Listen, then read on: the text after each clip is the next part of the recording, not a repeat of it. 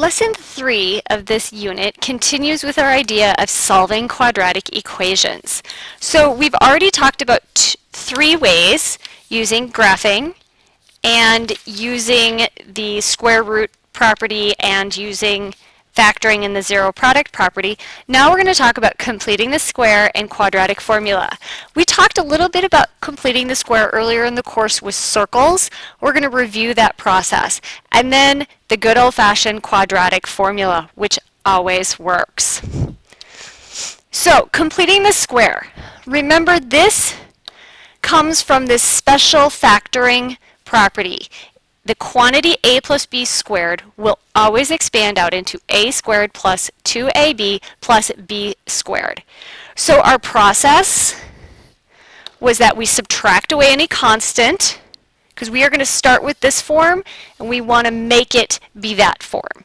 We take 1/2 of the b term, which is this middle term, square it, add it to both sides, then we know it will always package into a plus or minus the quantity b squared.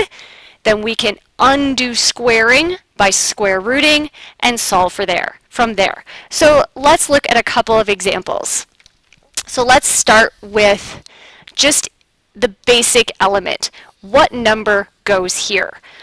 So if I take, here's my b, because remember we're dealing with ax squared plus bx plus c equals 0. So 1/2 of b is 4, and then you square it, and so c is 4 squared, or 16.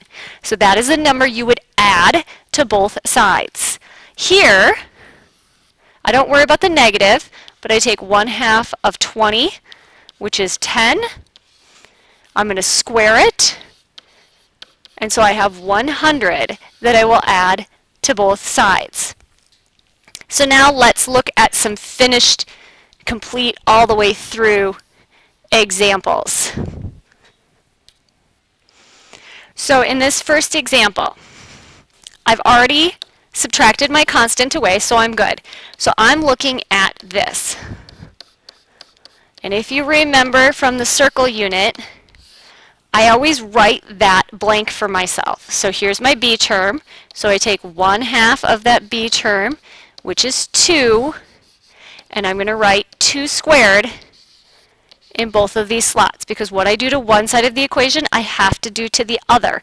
I'm not going to write 4, because now I know this side automatically factors into x, use the sign right here, plus, drop the power, 2, the quantity squared, is equal to 5 plus 4 is equal to 9.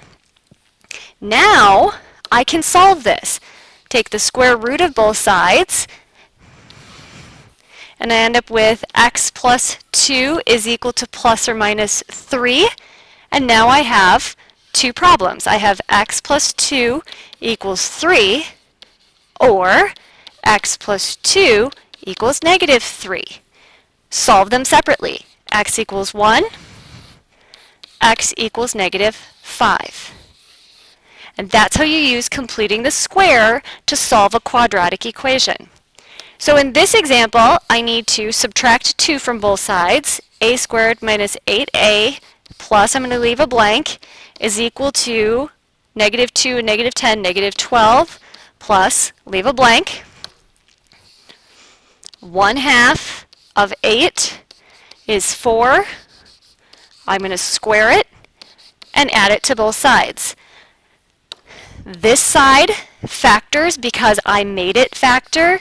A, use this sign, minus, drop the powers, 4, the quantity squared, is equal to negative 12 plus 16 is equal to 4. Now it's a matter of taking the square root of both sides, and so I have a minus 4 is equal to plus or minus 2. So remember, when I take the square root, and now I have 2 problems to solve. A minus 4 equals positive 2, or a minus 4 equals negative 2. I can add 4 to both sides, A equals 6. Add 4 to both sides. A equals 2. If you put your answers back into your original problem, it will make it true. So these are great to check. I'm going to do some cleaning up here because my numbers are in the wrong order. So I'm going to add 11 to both sides, and I'm going to add 10v to both sides to flip-flop these two. So I end up with v squared plus 10v plus, leave my blank, is equal to 11 plus, leave my blank. So now I'm going to say half of this term, half of the b term, is equal to 5. Square it and add it to both sides. This side factors. So I have v plus 5, the quantity squared, is equal to 11 plus 25, which is 36. Square root both sides. And so I have v plus 5 is equal to plus or minus 6. Two problems. V plus 5 equals 6, or v plus 5 equals negative 6. Now, if this radical doesn't end up being a perfect square, it's all right. Reduce it by using your square roots that we've been practicing and leave it as an exact answer. Subtract 5 from both sides equals 1. Subtract 5 from both sides equals negative 11. Now, the quadratic formula always works. However, you will find that factoring sometimes is faster. Factoring doesn't always work. Sometimes our quadratics are not factorable because you end up with square roots or decimals in them. So this always works. Couple of key things. Remember, you have to start with it equal to 0. And these letters in here are just the coefficients. Do not bring the variables. You won't be able to do your calculations, just the coefficients. Okay? Leave your answers exact. So that means you're going to have to handle some square roots again and simplify those and factor. So here we go with some examples. So first thing, am I equal to 0? Yes. Are there any greatest, we're not factoring. So here we go. So my A is 3. My B is negative 4 because remember my formula is plus, and my C is negative 64. Now it's a matter of plug and chug. The opposite of B plus or minus the square root of B squared minus 4 times A times C all over 2 times A. So where do kids make mistakes? Kids make mistakes right here. If you have a negative B, it's the opposite that's going to become positive. Kids make mistakes here because when they put negative 4 squared into their calculator, sometimes they'll get negative 16. Remember, a negative number squared is always positive. Kids make mistakes here because this whole term out the back here is going to end up being positive because I have a negative 4 times a negative 64. So it might help you to think about this as plus a negative 4. And then kids mess up here because they don't divide that front half by the same number. So let's crank out this math. I have 4 plus or minus the square root of 16 plus 12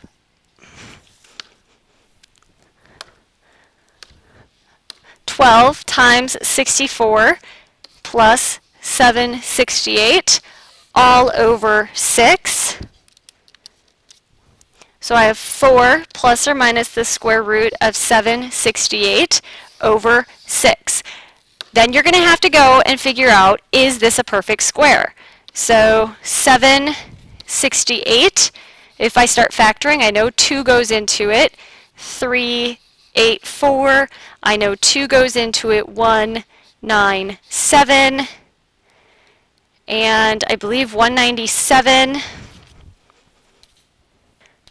has no more perfect squares, but I have a perfect square right here. And so I'm going to end up with 4 plus or minus 2 square roots of 197 over 6. 2, 4, and 6 all share a common factor of 2. So when I factor that out of the numerator, I have 2 times 2 plus or minus the square root of 197 all over 6. Cancel, cancel, 3. This right here is your exact answer. 2 plus or minus the square root of 197 all over 3. That's the easiest form. That's how you should use it. Now let's go back up here and do another example. Now this example isn't in the right order. And so I need to get the 12 over here. So I have 5v squared minus v. If I subtract 12 from both sides, I'm going to say minus 130 equals 0. So that means that a is 5, b is negative 1, and c is negative 130. I recommend, until you get your confidence really built up, that you always write what your a, b, and c values are off to the side. Now it's a matter of just using your formula. So the opposite of b plus or minus the square root of b squared minus 4 times a times c all over 2 times a. So I have positive 1 plus or minus the square root of 1 plus 2600 all over 10. And this is 1 plus or minus the square root of 2601 all over 10. Now 2601, if we start to factor over here, I know 3 goes into that.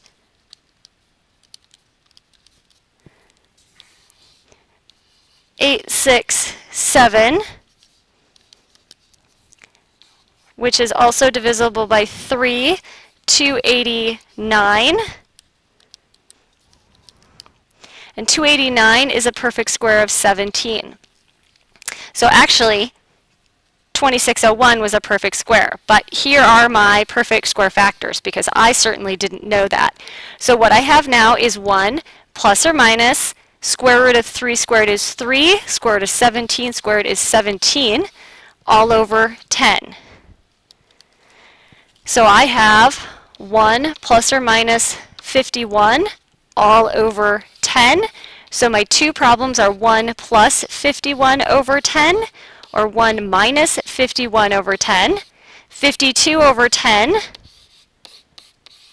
is going to reduce, take out a common factor of 2, and I have 26 over 5. That is your exact answer and you're done. Here I have negative 50 over 10 and I'm with negative 5. When you're doing the quadratic formula, you really are finding out what is x. Where does it cross that x-axis again? We're doing the same thing as if we were factoring without the factoring. So tune into part 2 for the rest of this lesson.